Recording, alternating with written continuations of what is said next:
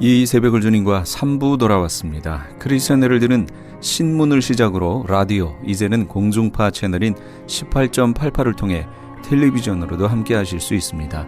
이 시간에 방송되는 모든 목사님들의 설교를 인터넷 웹사이트 www.chtv1888.org를 통해서 다시 들으실 수 있습니다. 하루를 귀한 말씀과 찬양으로 함께 하시는 시간 되시기 바랍니다. 이 새벽을 주님과 3부 돌아왔습니다. 이 시간에는 그라나다 힐 한인교회 백동흠 목사님께서 누가복음 23장 50절에서 55절까지의 말씀을 본문으로 어둠 속에서 밝은 빛을 낸 영성의 사람 아리마대 요셉이란 제목의 하나님의 말씀 전해주시겠습니다. 많은 은혜 받으시기 바랍니다. 이 들어오는 순간에 어떤 느낌을 받았습니까? 우리 권사님 한 분은 너무 좋다 그런 얘기를 하더라고요. 바깥이 무더울 때에 우리 안은 참 시원한 것이 좋습니다. 그죠? 겨울에 바깥이 많이 추울 때, 차가울 때 우리의 가정 안은 따뜻한 것이 참 너무나 좋습니다. 절망스럽고 마음이 굉장히 고통스러울 때 여러분 희망이라는 것은 참으로 귀한 것입니다. 여러분 어두기 때문에 빛이 아름다운 것이 되는 것입니다. 여러분 영성이라는 것이 바로 그런 것이에요. 영성이라. 그것은 그들의 모습입니다. 근데 이 모습이 밝을 때는 드러나질 않아. 근데 어두워지니까는 자꾸 밝은 빛으로 나타나게 돼요. 안정된 질서 안에 있을 때는 숨은 듯이 가만히 있어. 근데 바깥이 요동스럽고 혼란스러울 때 이 영성의 사람은요, 오히려 안정돼. 차분하게 질서를 잡아가는 그런 모습을 보여줘요. 이것이 바로 영성이다. 무질서와 혼돈, 온통 엉망으로 들어질 때 질서를 잡아가요. 많은 사람들이 안심하도록 그 분위기를 갖다가 착 잡아가는 그 흐름이 그 안에서 나오게 되는 것입니다. 이것이 바로 영성이다. 이렇게 말씀할 수 있습니다. 불안합니다. 두렵습니다. 원망 불편이 쉽게 터져나옵니다. 그런데 영성이라고 하는 것은요, 그런 환경 속에서도 여전히 평안이 흘러나오게 합니다. 아니, 한 걸음 더 나가서 오히려 찬양하게 만들고 감사되어지게 만드는 것입니다. 이것이 바로 예수의 영성이다. 이렇게 말씀할 수가 있는 것입니다. 내 안에 이런 성량이 흘러나오는 것입니다. 원래 그 모습이에요. 원래 그 모습이에요. 근데 어두워지니까는 밝아지기 시작하는 것입니다. 원래 그런 모습이에요. 근데 불의와 불법이 출현하니까는 이분은 정직과 성실함이 그 안에서 나오기 시작하는 겁니다. 그 성향이 오히려 담대함으로 드러나요. 다른 모습을 보여주게 되고 옳은 모습이 무엇인가가 드러나지는 이 모습을 보여주게 되는 거예요. 여러분, 이것이 성향이다. 이것이 본질이다. 이렇게 말씀을 드릴 수가 있는 것입니다. 저는 오늘 이런 영성의 사람 한 분을 소개하고자 합니다. 누구입니까? 아리마대 사람 요셉입니다. 아리마대 사람 요셉. 이분은 전혀 성경에 나타나질 않았습니다. 근데 아주 반짝, 너무나 보석같이 반짝, 캄캄한 밤에 정말 아름다운 별같이 반짝거리며 나타난 사람이었습니다. 예수님이 가장 어두운 밤을 지낼 때 모두가 절망이라고 말했습니다. 모두가 억장이 무너진 마음이 무너졌습니다. 그리고 온통 혼돈과 흑암의 깊이 들어가고 사탄은 자기가 승리했다고 외칠 때였습니다. 그때 혜성같이 나타나서 밝은 빛을 발한 영성의 소유자, 바로 아리마대 사람 요셉이었습니다. 그 모습이 너무나 인상적이어서 복음서에 있는 마태, 마가, 누가, 요한의 기자는요, 요셉에 대한 얘기를 다 기록을 거기다 해놓았습니다. 여러분, 이 아리마대 사람 요셉 누구인지 여러분 아십니까? 제가 오늘 몇 가지 소개해 드립니다. 첫째는요, 아리마대 사람은 요셉은 공회의원이라고 말씀했습니다. 오늘 본문에 보니까는 공회의원으로서라고 말했습니다. 공회의원이다. 여러분, 공회의원이라면 아리마대 사람 말고 또 한 사람이 있어요. 여러분 잘 아는 사람 누굽니까? 니고데모. 근데 여러분 이 사람들이요, 많은 사람이 아니야. 71인이에요. 71인. 그 이스라엘 그 당시에 많은 백성들 속에 71사람 대표적인 민족 지도자 중에 있는 사람 중에 하나가 니고데모였고 아리마대 사람 요셉이었습니다. 사내들인의 한 사람이었습니다. 바로 아리마대 사람 요셉이었습니다. 정치적으로, 종교적으로, 그리고 사회적으로 지도자의 모습을 보여주었던 것입니다. 두 번째는요, 이분이 사내들인 선하고 이로운 사람이라 이렇게 말씀하고 있습니다. 오늘 본문 보니까는 공예원으로서 선하고 이로운 사람 요셉이라고 말씀했습니다. 여러분, 다른 번역서에서는 선하다는 말을 착하다고 그랬어. 위롭다는 말을 옳은 사람이라고 그랬어. 착한 사람이 옳은 사람 되기가 쉽지 않아. 옳은 사람이 착한 사람 되기 쉽지가 않아. 왜 그런 줄 아십니까? 너무 착하다 보면은 뭐가 없어져요? 기준선이 없어져요. 착하다 보면, 마음이 너무나 착하다 보면 너무너무 쉽게 넘어가요. 그래서 옳은 선에 대한 기준선이 없어져요. 반면에 옳은 사람은 너무나 칼 같아가지고 착한 것도 여실히 자를 수가 있습니다. 근데 아리마다의 이 사람은 착한 사람이다. 옳은 사람이다. 이것이 잘 구별되어 그 기준선을 지켜낸 사람이다. 이렇게 말씀을 들을 수가 있습니다. 저는 이런 은사가 여러분 있기를 바랍니다. 분별이 있어야 돼요. 그 선이 있어야 돼요. 착한 사람입니다만 분명히 옳음에 대한 기준선을 갖고 있어서 그 선을 분명히 지킬 수 있는 사람이 되어야 된다. 말씀드릴 수가 있습니다. 세 번째는요, 이 아리마대 사람에 대해서 여기 51절 말씀을 한번 보시 바랍니다. 이건 한번 찾아보는 게 좋을 것 같아요. 51절 말씀 우리 한번 같이 봉독해 보겠습니다. 저희의 결의와 행사에 같아하지 아니한 자라. 여러분, 저희의 결의와 행사에 같아하지 아니한 자. 이 말이 무슨 말입니까? 같아하지 않았다는 것은 찬성하지 않았다, 찬동하지 않았다는 뜻입니다. 예수님을 저희들이 죽이고자 결의했습니다. 이런 불의의 거리, 이런 불법의 거리가 그 당시에 많았습니다. 그들이 지도자로 자처하면서 자신들의 기득권을 위하여, 오늘 우리 장로님께서 간폐해야 된 척기를 위해서 대통령을 기도하지 않습니까? 스스로 간류인데 자기 이권은 그걸 끊을 수가 없는 것이 그들의 모습이 되는 거예요. 이런 부분이 너무나 많았습니다. 그들은 자신의 이권을 위해서 모든 불의와 불법을 눈감아주면서 자칭 지도자로 드러나고 있었던 그들의 모습 앞에서 아리마다 요셉은요, 결의하지 않았다. 그들의 동의에 대해서 찬동하지 않았다. 이 말은 뭡니까? 흐름을 봤다는 거예요. 흐름을 보는 눈이 있다는, 영적 분별력이 분명히 있었다는 거예요. 이런 흐름을 가게 되면은 결과는 망하는 거다. 이 나라가 망한다. 이 사회가 망한다. 그 당시에 성준의 지도자가 그렇게 흘러간다면 주님께서 말하셨습니까? 내일의 희망은 없다. 돌 위에 돌 하나 남지 못한다. 근데 그들이 이권의 눈이 어두웠고 그렇게 흘러가고 있을 때에 70일은 중에 한 사람이었던 아리마다 사람 요셉은요, 너 안 돼. 분명히 흐름을 보면서 찬동하지 않았다. 같아하지 않았다. 라는 이 말씀을 우리 가운데 주고 있습니다. 넷째는요, 아리마다 사람은 하나님 나라를 기다리는 사람이라고 말씀했습니다. 오늘 본문에 보게 되면 그는 하나님의 나라를 기다리는 자라라는 이 말씀을 하고 있습니다.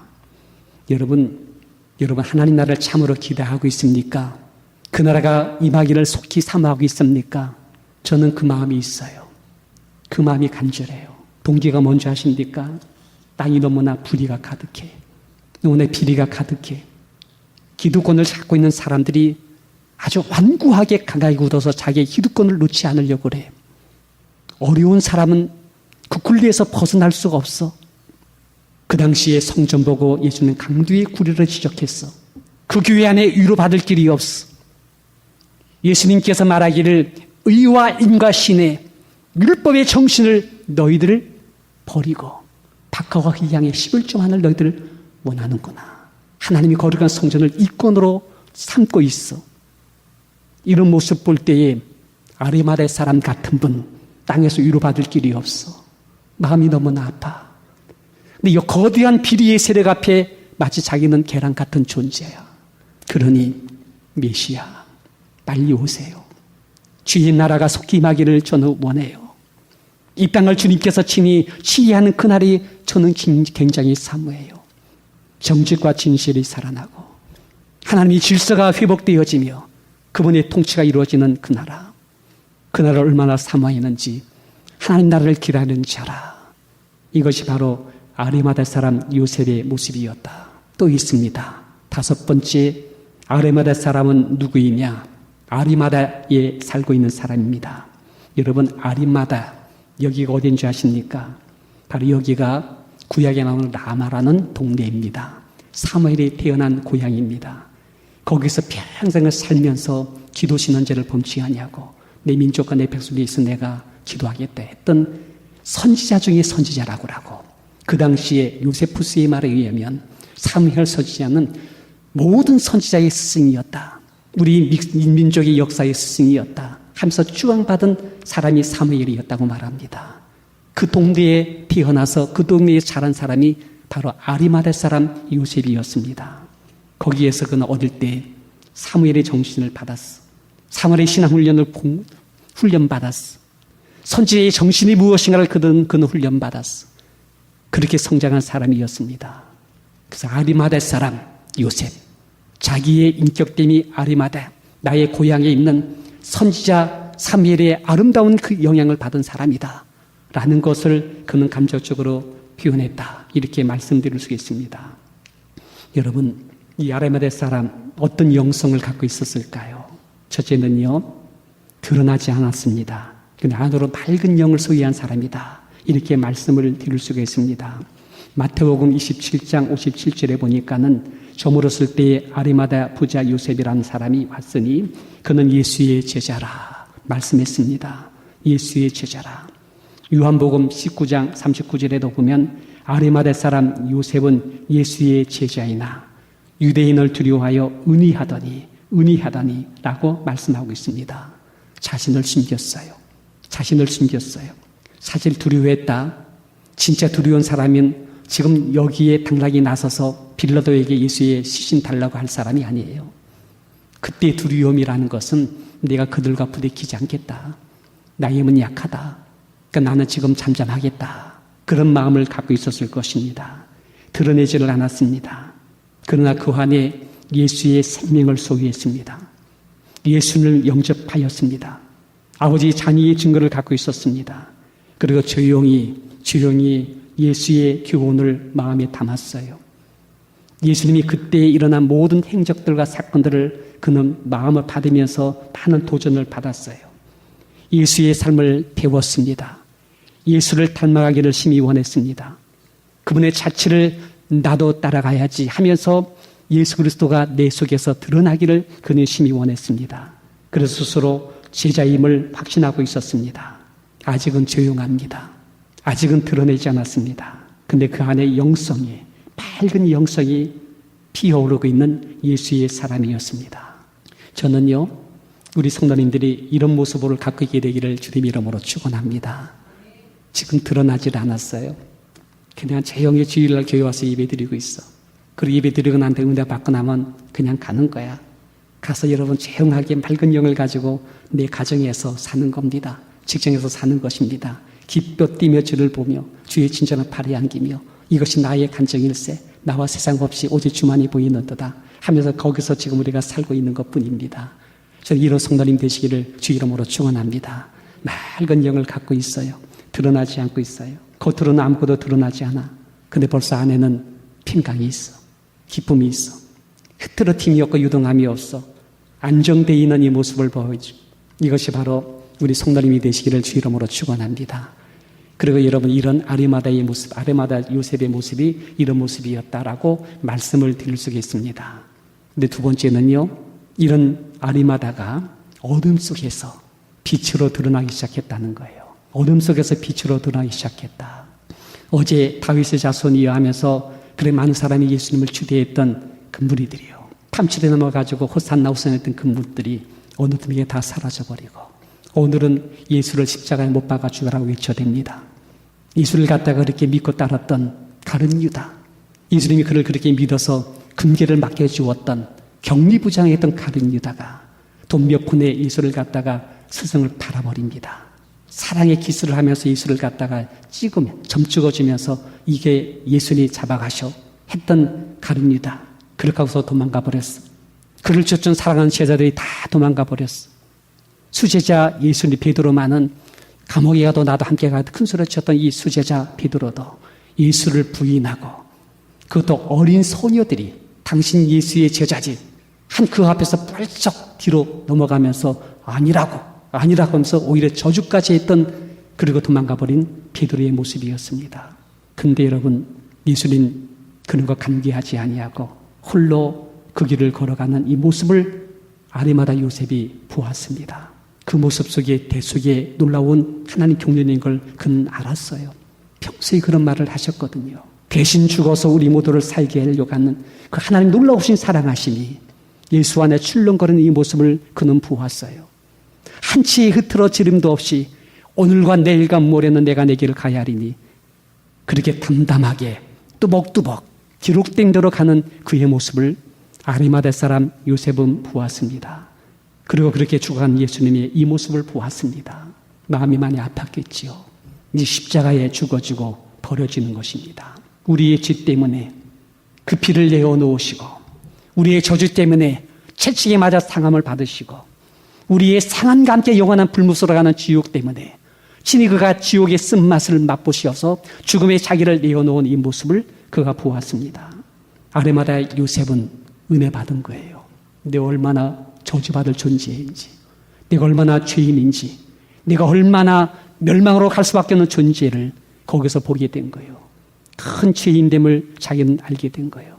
그리고 자기를 위해 친히 십자가에 몸버려 돌아가신 예수님을 보게 될 때에 이건 온통 은혜예요. 온통 감격이에요. 이렇게 비참하게 우리를 위해 죽어갔건만 단 한 사람도, 한 인류도 거기에 아무도 없었어요. 예수님 방치되어 있었어요.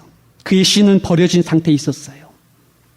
그때 여러분, 호련히 아리마대 사람 요셉이 나타난 것입니다. 그리고 로마의 총독 빌라도에게 찾아갑니다. 방치되어 버려진 예수의 시신이라도 내가 거두게 해달라고 부탁하는 것입니다. 여러분, 마가복음 15장 43절 말씀 한번 빨리 찾아서 한번 읽어보기 바랍니다. 마가복음 15장 43절의 말씀입니다. 여기 보게 되면 이런 말씀을 했습니다. 빌라도는 예수께서 벌써 죽었을까 이상히 여겨 백부장을 43절입니다. 44절이 아니라 43절.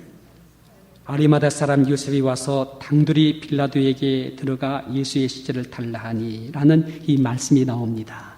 저는 이 말씀을 읽다가 참 이 성경에 나오기엔 참 묘한 단어다라는 생각이 든 것이 당돌이라는 얘기입니다. 당돌이. 이걸 갖다가 그냥 쉽게 다른 번역서에서는 담대이라는 말로 번역해놨는데, 이런 당돌이라는 말이 무슨 뜻인지 아십니까?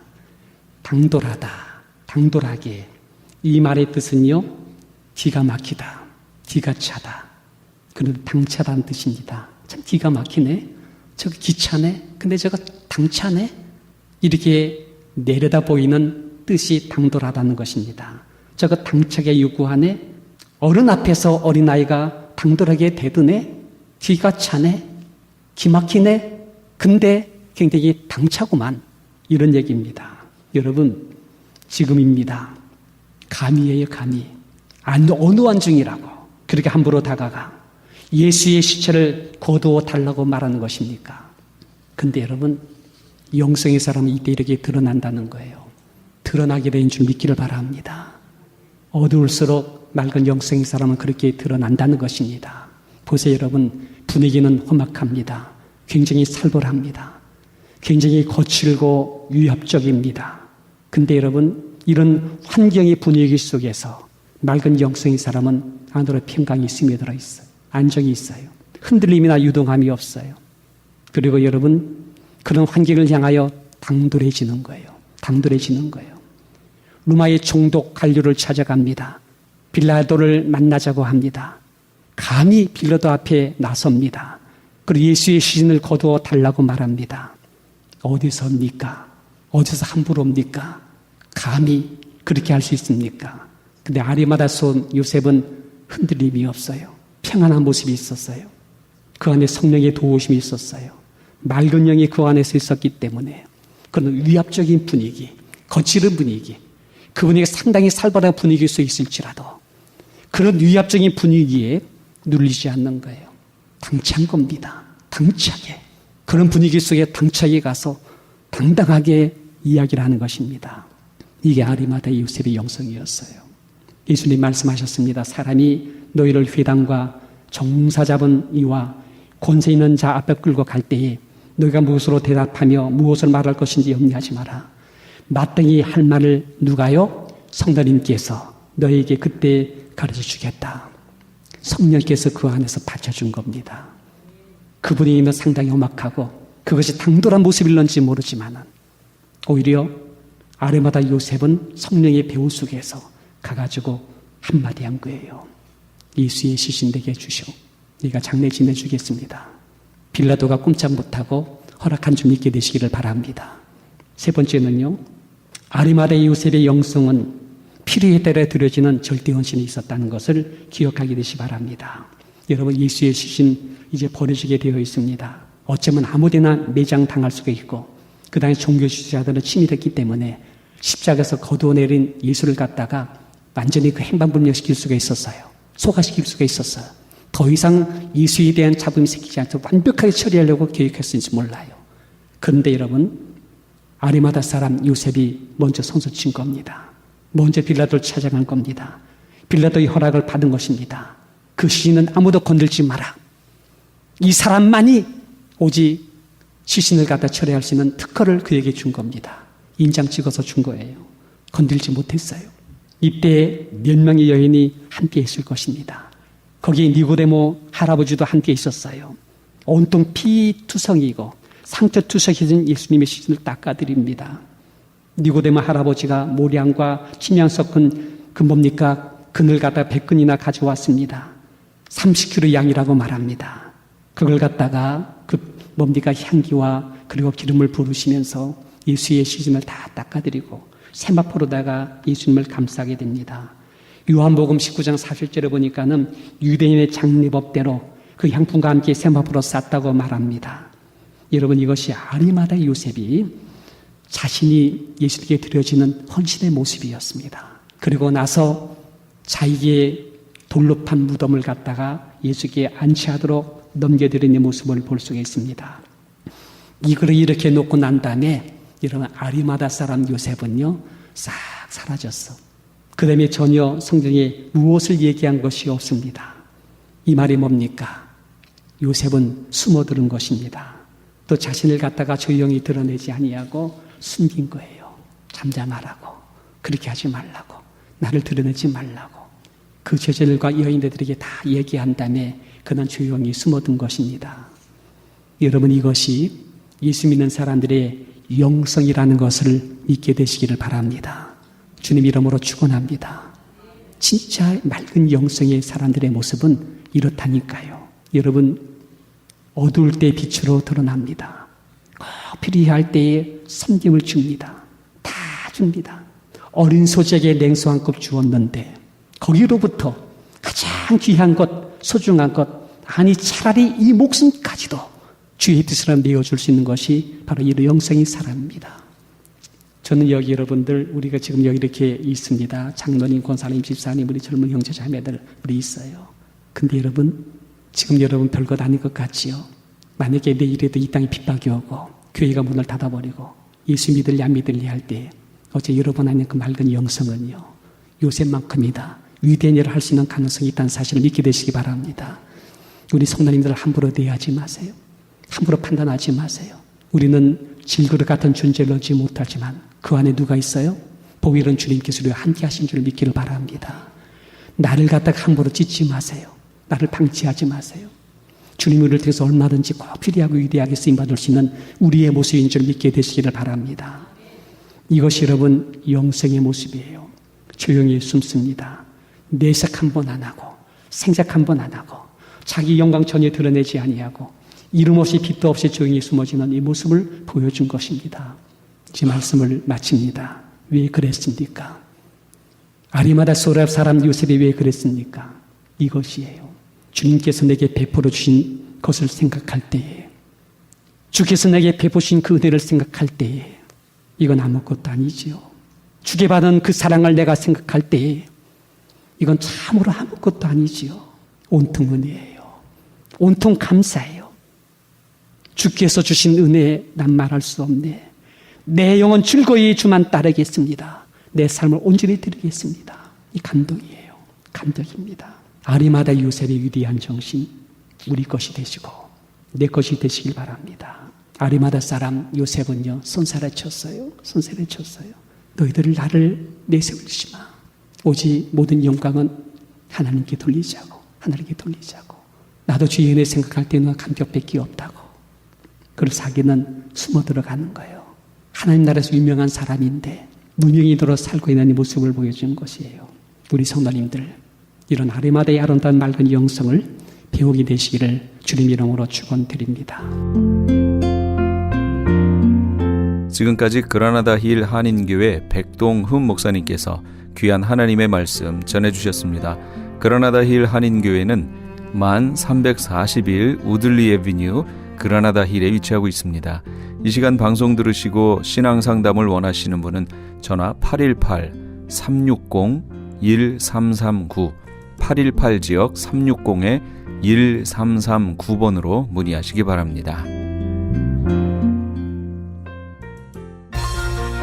유태인이 만든 특수영양제 M3 들어보셨어요? 곡식의 눈, 과일씨, 껍질, 약초의 뿌리로 만든 특수 영양제 M3. 혈압, 당뇨, 아토피, 천식, 비만 등 무슨 병이든 큰 효과를 주는 신비의 영양제 M3. 서울대학병원 7곳, 고려대학병원 2곳에 입점되어 더욱 믿을 수 있는 M3의 효능. 213-435-9600, 213-435-9600 M3 정직한 마음으로 권해드립니다.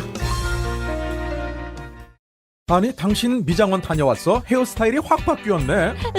홈쇼핑 월드 차홍 고데기로 마술을 부렸지. 홈쇼핑 월드 차홍 고데기. 차홍 허니앤비 샴푸로 머리 감으면서 차홍 헤어두피 마사지를 쓰면 머릿결이 너무너무 부드러워지고 한 움큼씩 빠지던 머리카락도 눈에 띄게 덜 빠져. 차홍 고데기 너무 좋아. 그럼 그 웨이브 머리도 당연하죠. 3-4분이면 이렇게 풍성한 웨이브 머리를 만들 수 있다고요. 너무 이쁘다. 어디서 샀어? 홈쇼핑 월드. 가격 만족, 품질 만족, 행복한 쇼핑. 팔가와 웨스턴 홈쇼핑 월드. 안녕하세요. 폴선입니다. 건강보험 회사들의 플랜이 해마다 바뀌는 것 아시죠? 10월 15일부터 12월 7일까지 새로운 보험에 가입하거나 변경하여 본인에게 적합한 플랜을 찾아야 합니다. 메디케어만 갖고 계신 분, 어드밴테이지 플랜을 갖고 계신 분은 무료 상담 받으세요. 수호천사보험 시니어 전문 보험 라이센스 에이전트 폴선 213-503-6897 213-503-6897 상담은 주 7일 오전 8시부터 오후 8시까지 TTY 1800-735-2929. LA 한인타운에 있는 프레이즈 교회에서는 매주 주일 오후 2시에 요한계시록 2차 강해가 10월 말까지 진행됩니다. 이방 교회와 대체 신학으로 인해 가려진 이스라엘과는 어떠한 관계가 있는가? 우리가 왜 이스라엘을 알아야 하는가? 이스라엘을 통해 약속하신 하나님의 시간표는 어떻게 되는가 등 말세를 사는 우리들이 지켜보고 준비해야 하는 것들이 무엇이 있는지를 함께 고민하고 나누는 시간이 될 것입니다. 요한계시록 강의를 듣기 원하시는 성도님들은 22668 웨스트 피커 블루버드 피커와 켄모어가 만나는 곳에 있는 프레이즈 교회로 오시거나 전화 213-700-9833 213지역 700-9833번으로 문의하시기 바랍니다.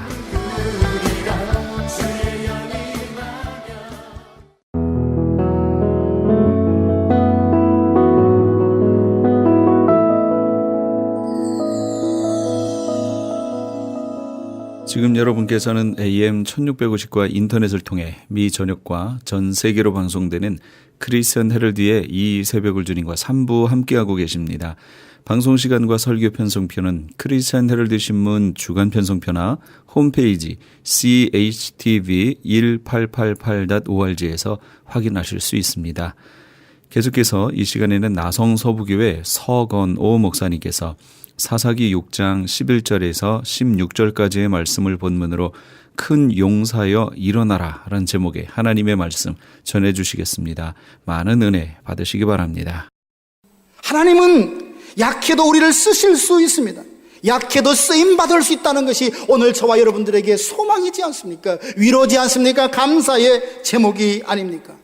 하나님의 일에 사람들을 부를 때 보면 흔히 거부하는 여러 가지 이유들이 있지만 그 중에 가장 많은 게 뭐냐면 나는 약해서 못합니다. 나는 약해서 못합니다. 상처가 많아서 못합니다. 라는 대답을 들을 때가 있습니다. 기드온 보십시오. 그는 깊은 절망감으로 무기력감으로 겁이 많은 사람이었습니다. 그럼에도 불구하고 하나님은 그 약한 자를 아셨습니다. 기드온이 알고 하나님이 알고 그를 아는 이웃이 아는 사람이었지만 하나님은 그럼에도 불구하고 그를 지명하여 부르셔서 사명을 맡겨주셨습니다. 성경의 많은 역사를 보면 하나님의 거룩한 일에 부르심을 받은 사람은 다 한결같이 강한 사람이고 우리가 볼 때 세상적이고 탁월한 사람이 아니었습니다. 사사기에도 보면 모압 왕 에글론이 20년 동안 이스라엘 백성들을 괴롭힐 때 부름받은 사람은 에웃이라는 사사입니다. 성경에 보면 왼손잡이 에웃이라고 있는데 그 원어로 풀어보면 오른손에 장애를 가진 사람이라는 뜻입니다. 연약함이 있음에도 불구하고 하나님 앞에 쓰임받으니 12사사들 중에 에웃이 사사로 있을 때 가장 오랫동안 이스라엘 백성들이 평강을 누렸습니다. 사랑하는 성도 여러분, 하나님은 약한 자도 들어쓰십니다. 바울의 고백도 있지 않습니까? 내가 약할 때 곧 강함이라. 이게 무슨 말입니까? 자신의 약함을 아는 자가 하나님의 강함에 의존하며 하나님의 강함을 신뢰하고 간절히 부르짖으니 그 하나님의 강함이 그의 약함을 도우시고 회복하여 하나님의 놀라운 일들을 일으키신다는 뜻이 아니겠습니까? 주님께 쓰임받았던 베드로를 아실 것입니다. 그는 예수님께 사랑을 참 많이 받았던 제자였습니다. 사단이 그를 밀가부로 하려고 하였지만 예수님은 허락지 않으시고 그 베드로를 위하여 기도해 주셨습니다. 특별한 일이 있을 때 항상 예수님 곁에는 베드로가 있었습니다. 주님의 사랑을 누구보다 많이 받았으나 그는 예수님이 십자가를 지는 그 현장에서 멀찍이 따라가다가 대제사장의 심부름 하는 계집종에게 그만 예수님을 모른다고 부인을 하고 말았습니다. 세 번째는 예수님을 저주까지 하며 맹세까지 하며 부인했습니다. 어떻게 이런 사람에게 다시금 기회가 주어진까요? 어떻게 이런 사람에게 다시금 하나님 앞에 사명을 맡을 수 있단 말입니까? 근데 예수님은 그 베드로를 용서하셨어요. 닭 울음소리를 듣고 예수님의 말씀을 떠올리며 심히 통곡하고 기도하자 예수님은 그 베드로의 부인함을 다 용서하시고 받아주셨습니다. 부활하신 예수님을 만났습니다. 그럼에도 불구하고 갈릴리 바다로 다시 돌아가서 물고기를 잡는 그에게 새벽에 찾아가셨어요. 말씀하십니다. 사랑하는 제자 베드로야, 요한의 아들 시몬아, 네가 나를 이 모든 것들보다도 사랑하느냐? 주님의 그 세 번 물음 앞에 베드로가 대답합니다. 주님, 내가 주님을 사랑합니다. 그 한마디 고백 듣고 예전에 부인했던 것, 삐뚤어지고 흔들렸던 것 다 마다하시고 예수님이 그 사랑의 고백을 들으시고 그에게 새로운 사명을 주십니다. 내 어린 양을 먹이라. 그에게 성령을 부어주셔서 그는 능력 있는 설교자로, 사도로, 전도자로 많은 사람들을 주님께 인도하는 삶을 살았던 것을 성경에서 보게 됩니다. 하나님은 이런 분이에요. 특출하게 강한 어떤 몇 사람만 쓰는 것이 아니라 연약함을 알면서도 아니 연약한 자를 들어서 하나님의 강함, 하나님의 부요함을 드러내시는 하나님이 우리의 하나님이십니다. 비록 우리가 주님을 부인했던 과거가 있습니까? 흔들렸던 것이 있습니까? 과거의 옛날 생활로 자꾸만 믿음 생활이 퇴보했습니까? 그럼에도 불구하고 다시 사명을 위해 우리에게 찾아오셔서 내가 가라고 분명히 우리에게 지명하여 우리를 부르고 계십니다. 우리 중에 약한 강한 자가 과연 누구입니까? 모두가 약하지 않습니까? 감정적으로, 의지적으로 약합니다. 뭘 한번 해보리라 다짐을 해서도 그 다짐, 약속을 지키기가 왜 그리 어려운지요. 감정적으로도 얼마나 약한지, 자존심 상하는 말 한마디 들으면 그 참다 못한 감정이 불쑥불쑥 분노가 솟아나오는 것을 경험하게 되지 않습니까? 주님이 그런 것을 아심에도 불구하고 우리를 통하여 하나님의 일을 같이 하기를 원하고 계십니다. 그래서 우리에게 찾아오셔서 함께 하자라고 말씀을 하십니다. 우리의 연약함을 아심에도 불구하고 충성되이 여겨서 우리에게 직분을 주시지 않았습니까? 주님은 우리의 형편과 연약함을 다 아십니다. 그럼에도 우리를 들어서 하나님의 뜻을 이루어 가실 수 있음은 그분이 전능하신 하나님이시기 때문입니다. 그분은 우리의 힘이나 우리의 어떤 협력이 필요한 것이 아님에도 불구하고 우리를 불러서 그 거룩한 역사에 동참케 하는 영광의 반열에 우리를 초청하기를 원하고 계십니다. 사랑하신 여러분, 내가 너를 지명하여 불렀다. 너는 가서 내 백성을 구원하라 라고 하는 이 부르심 앞에 미디안의 눈치를 보며 미를 타작하는 삶에서 사명에 헌신하는 삶을 살았던 기드온처럼 우리도 주님의 그 부르심 앞에 예하고 나서서 순종하는 사명자의 삶을 걸어가는 저와 여러분들 되기를 주님의 이름으로 축복합니다. 12절 말씀 보십시오. 기드온에게 찾아오셔서 하나님의 사자가 기드온에게 뭐라고 부릅니까? 큰 용사여. 하나님은 기드온을 큰 용사라 불러주셨습니다. 우리가 아무리 봐도 그 사람이 지금 하는 행동은 용사라고 할 만한 그런 것이 아닙니다. 포도주 틀에 숨어서 한운 꿈에 밀을 타작하는 사람을 보고 무슨 용사라고 불러줍니까? 그런데 하나님은 기드온을 보면서 너는 큰 용사다 이렇게 불러주셨어요. 기드온은 자기 스스로 자기가 어떤 사람이라고 생각했습니까? 아까 보았던 데 15절 보니까 나는 지극히 약한 사람이고 나는 가장 작은 사람이다. 그렇게 스스로를 보았습니다.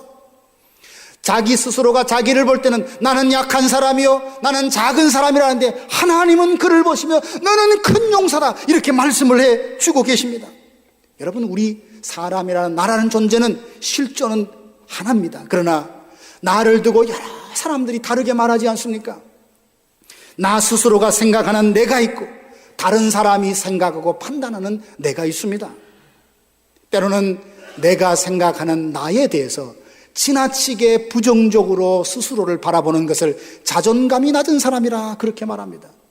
내가 나를 생각하거나 다른 사람이 나를 생각하는 부분에는 때로는 오해와 편견과 그 사람의 감정과 잘못된 정보에 의해서 판단하기 때문에 그 판단이 때로는 잘못되는 경우가 참 많이 있습니다.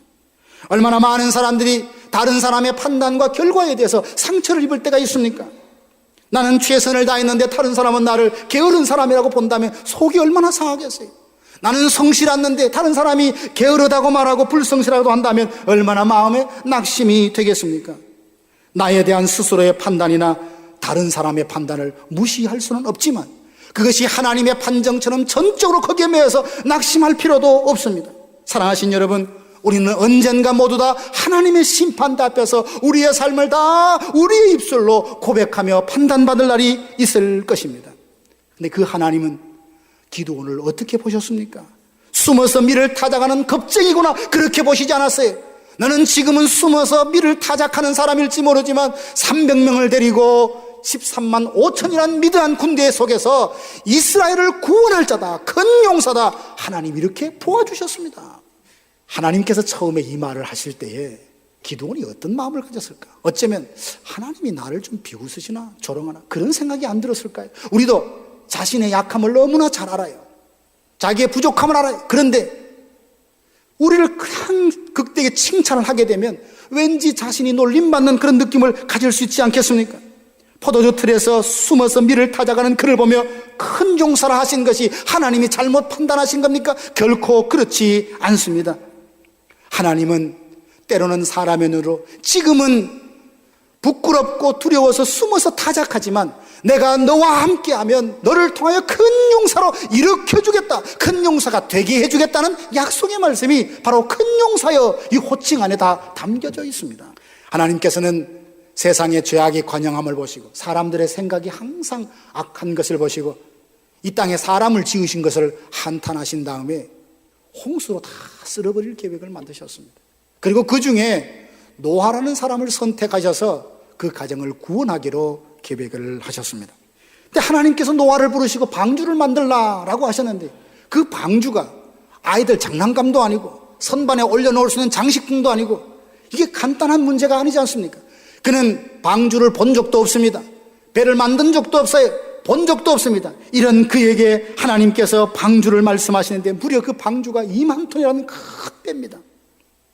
승선한 짐승들의 종류만 17,600여 종이 넘습니다. 그 짐승과 그들이 1년 먹을 양식을 가득 실어서 전혀 문제가 없을 배를 만들어야 했으니 얼마나 어려운 일입니까? 노아는 히브리서 보니까 아직 일어나지 않는 일, 일어나지도 않는 일에 대하여 경고하심을 받고 하나님을 경외함으로 순종했다라고 말을 했습니다. 여러분 상상해 보십시오. 아라라산 꼭대기에서 배를 만드는 노아를 한번 생각해 보십시오. 비가 한 번도 내리지 않았던 시대입니다. 근데 사람들에게 비가 올 것이다, 홍수로 하나님이 다 심판할 것이다 라고 말하며 방주를 짓고 있을 때 사람들은 노아를 보면 뭐라고 말했을까요? 저 사람 저거 정신 나간 사람 아닌가? 많은 사람들은 노아를 그렇게 보았습니다. 그 사람들의 판단이 옳은 겁니까? 틀린 겁니까? 잘못된 것이죠. 하나님이 자기에게 어떻게 생각하시고 무엇을 맡겨주셨다는 걸 생각하며 믿음의 경주를 잘 달려가 드디어 방주를 다 건조하는데 성공했던 노아를 보지 않습니까? 어떻게 노아는 사람들의 말, 자기 안에 일어나는 감정의 여러 가지 말, 어쩌면 자식들이, 아내가 그를 비웃었는지 모릅니다. 당신 지금 뭐 하는 겁니까? 아버지 뭐 하는 겁니까? 비는 무슨 비, 하늘은 창창한데 아마 그렇게 비웃었을지 모릅니다. 그렇지만 노아가 끝까지 사명의 그 걸음을 감당할 수 있었던 것은 창세기 6장 8절 보니까 노아는 하나님께 은혜를 입었더라. 그의 힘과 그의 의지로 한 것이 아니라 하나님이 그에게 특별한 은혜를 주시니까 사람들의 모든 비웃음과 판단을 뒤로하고 하나님이 나를 뭐라고 하시는지, 하나님이 나를 어떻게 생각하는지 그 한 가지 관점을 가지고 맡겨준 사명에 충성할 수 있었습니다.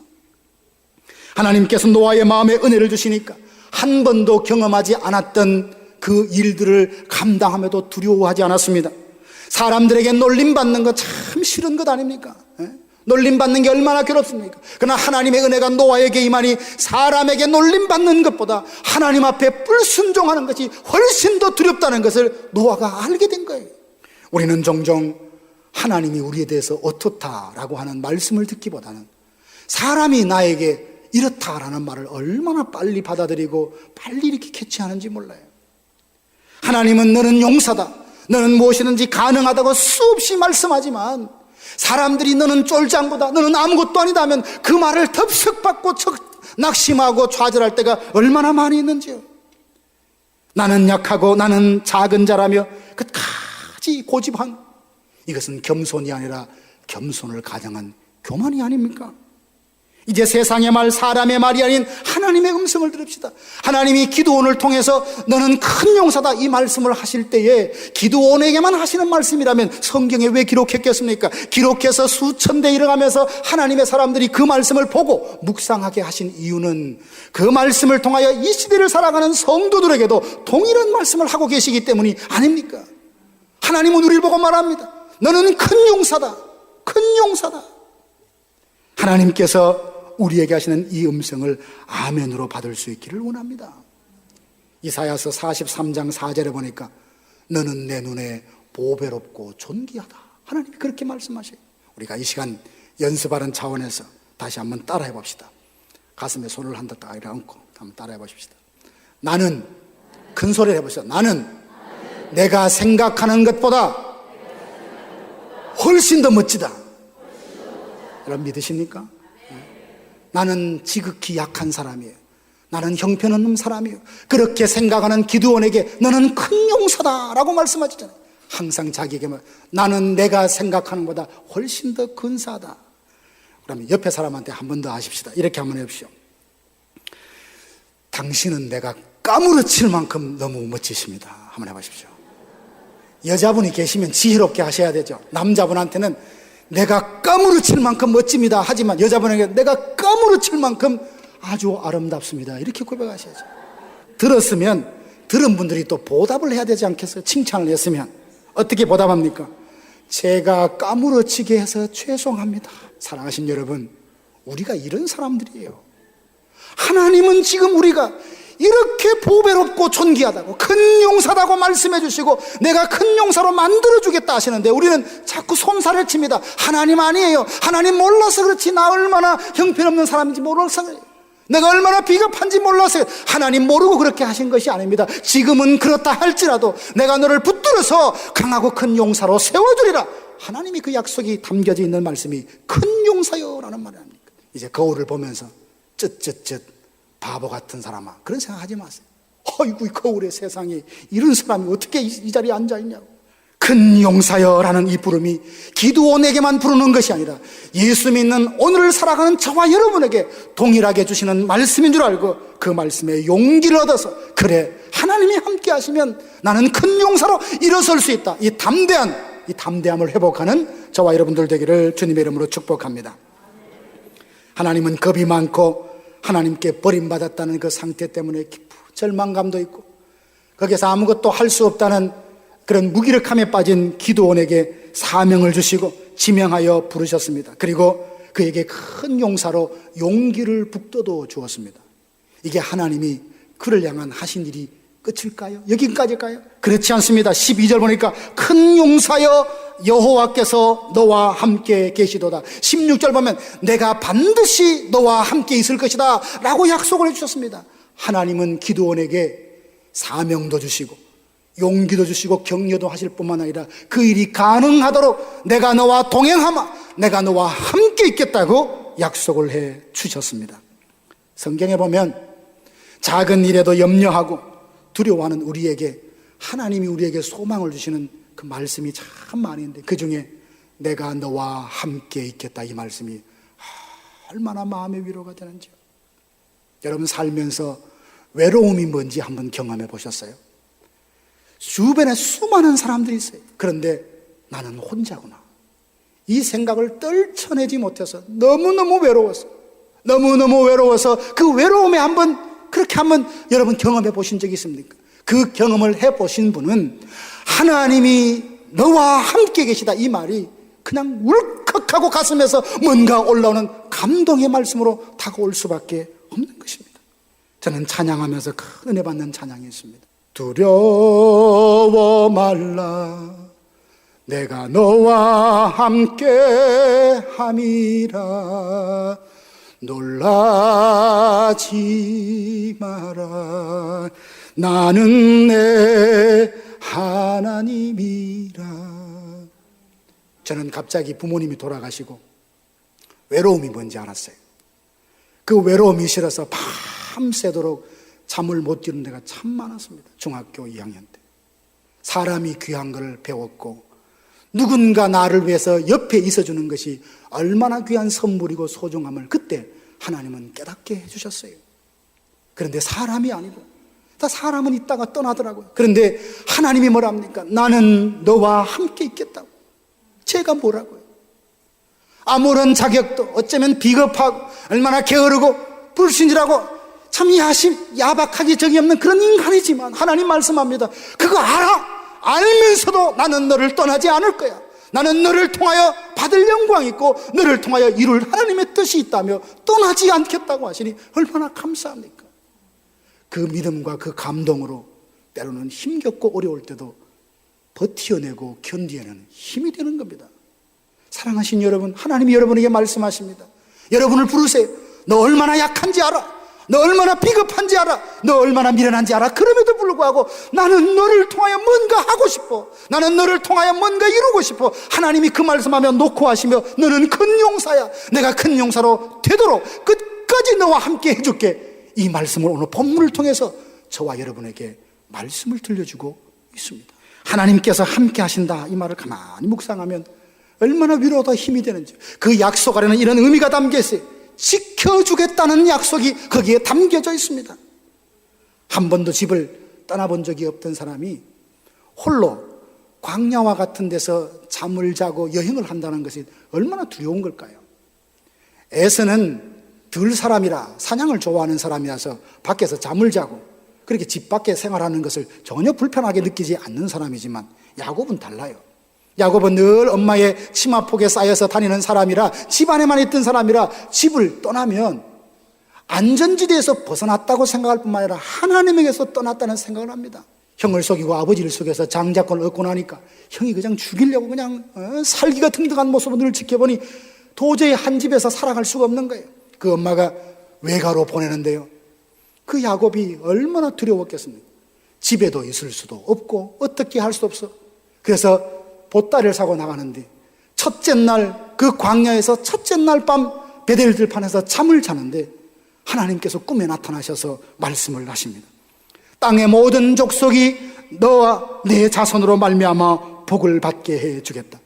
내가 너와 함께 있어 내가 어디로 가든지 너를 지키며 너를 이끌어 이 땅으로 돌아오게 하겠다.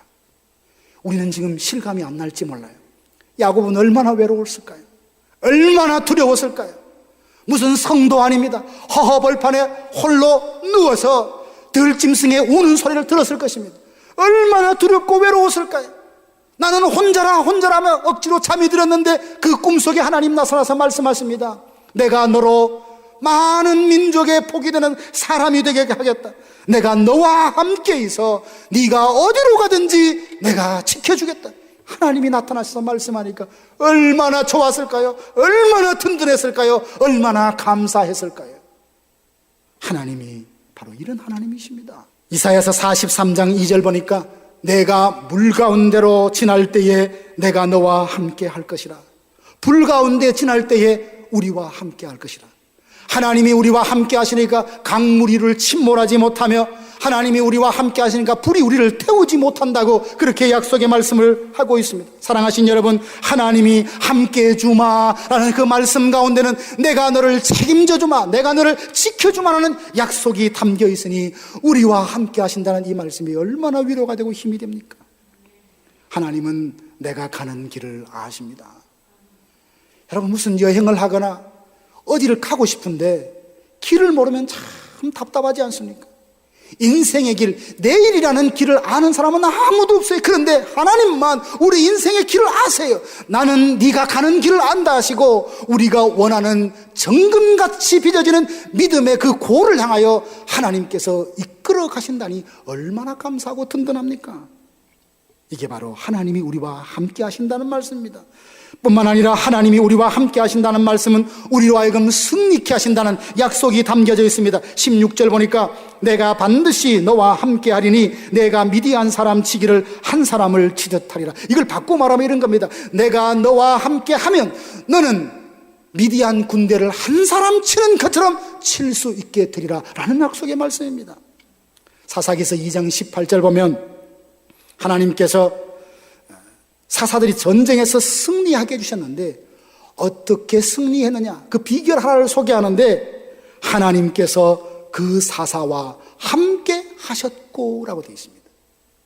하나님이 함께 하시면 그가 비록 장애가 있는 사람이고 연약한 사람이라 할지라도 하나님은 그로 하여금 승리를 안겨주시는 분이라고 여기서 말하고 있지 않습니까? 그래서 우리와 함께 하신다는 이게 똑같이 나로 하여금 승리케 하신다는 약속의 말씀입니다.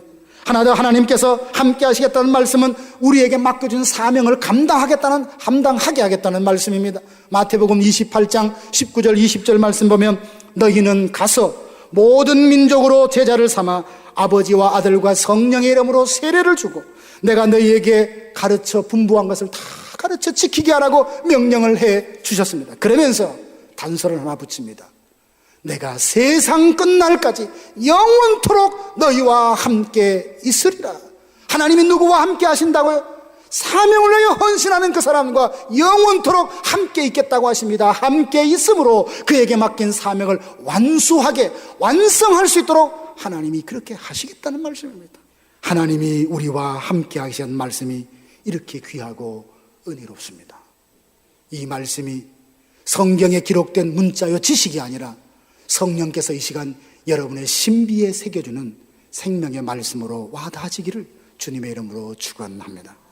사랑하는 성도 여러분, 한 움큼의 밀을 포도주의 틀에서 숨어서 타작하던 겁 많은 기드온을 하나님은 지명하여 부르시고 그를 미디안의 손에서 이스라엘 백성을 구원할 자로 선택하시며 그에게 큰 용사로 불러주시고 인정해 주시고 큰 용사가 되게 해주시고 그와 함께 하심으로 구원을 이루어내는 하나님의 사람으로 세워주셨습니다. 그 기드온의 하나님이 우리의 하나님입니다.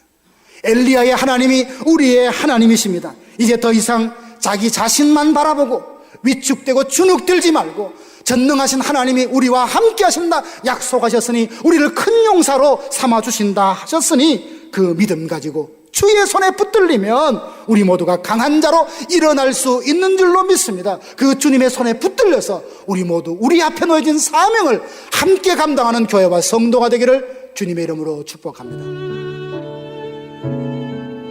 지금까지 나성 서부교회 서건호 목사님께서 하나님의 말씀 전해주셨습니다. 나성 서부교회는 하나님께 기쁨이 되는 교회라는 비전 아래 영적 생명력이 넘치는 교회, 예수님을 닮아가는 교회, 영적 리더십을 발휘하는 교회를 추구하고 있습니다. 이 시간 방송을 들으시고 신앙에 도움을 받기 원하시는 분들은 323-937-7323 323지역 939-7323번으로 문의하시거나 1218 사우스 페어팩스 애비뉴 로스앤젤레스에 위치한 나성 서부교회로 오시기 바랍니다.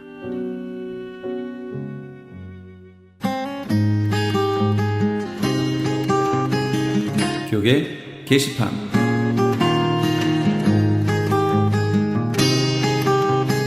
GIM 글로벌 국제선교연합 주최로 열리는 제12회 글로벌 국제선교대회가 북가주 지역의 월러크릭에 위치한 힐사이드 커버넌트 철치에서 있습니다. 일시는 12월 15일 토요일과 16일 주일이며 첫째 날인 15일 토요일은 오전 9시부터 오후 1시까지, 둘째 날인 16일 주일은 오후 5시부터 7시까지입니다. 보라 내가 새 일을 행하리라 라는 주제로 열리게 되는 이번 대회에는 한국을 비롯하여 미주 지역에서 8명의 패널이 참석하고 국제기도원협회, OMF, 위클리프와 각 민족 교회들이 선교부스도 마련됩니다. 특히 둘째 날 행사 후에는 한국 음식을 포함한 각 나라 음식이 마련되며 식사 규제를 통한 만남의 장도 갖게 되므로 한인 커뮤니티의 많은 참여를 바랍니다. 주 예수 사랑교회를 담임하고 계신 김준식 목사의 두 번째 책인 창세기 원역사의 비밀 출판기념회가 세계 아거페 선교교회 친교실에서 있습니다. 김준식 목사의 21세기 세계 동향을 계시록의 시각으로 해석하는 요한계시록이 증언이라는 제목의 책을 펴신 바 있습니다. 이번 출판기념회 일시는 10월 22일 토요일 오후 6시이며 장소는 세계 아가페 선교교회 신축 본당에 있는 친교실입니다. 저녁 식사가 준비되어 있으니 오셔서 축하해 주시고 만찬도 나누시기 바랍니다. 남가주 한인목사회에서 제50차 정기총회를 수집합니다. 일시는 11월 2일 수요일 오전 10시 30분이며 장소는 윌셔 크리스천 교회입니다. 등록비 20불이 있으며 좀 더 자세한 사항은 213-820-9414 213지역 820-9414 회장 엄규서 목사에게 연락 주시기 바랍니다. LA 한인타운에 위치한 나성제일교회에서 중고등부를 사역할 EM 사역자를 청빙합니다. 영어 설교와 사역이 가능하고 공인된 신학교를 재학 중이거나 졸업하신 분을 원합니다. 이력서와 신용 고백서를 이메일 lakfpc@gmail.com 이메일 lakfpc@gmail.com으로 보내주시면 됩니다. 좀 더 자세한 사항은 전화 213-388-7101 213지역 388-7101번으로 연락 주시기 바랍니다.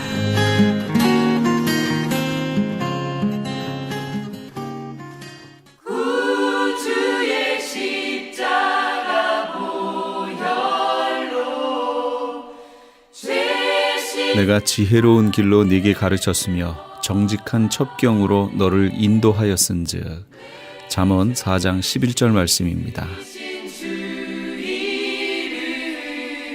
하나님의 자녀가 된다는 것은 주님이 주시는 지혜의 말씀을 받고 그 말씀으로 마음의 눈이 열려 그 말씀을 바탕으로 힘쓰고 애쓰는 삶을 사는 것을 말합니다. 이렇게 예수님의 발자취를 따라가는 사람만이 곧 참된 하나님의 자녀며 이 세상에 대해 예언자의 길을 가는 것입니다.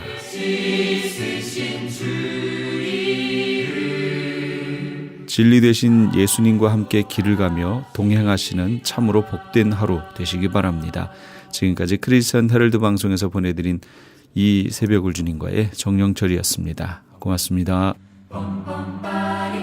죄악을 속하여 주신 주 내 속에 들어와 계시네. 십자가 앞에서 주 이름 찬송합시다.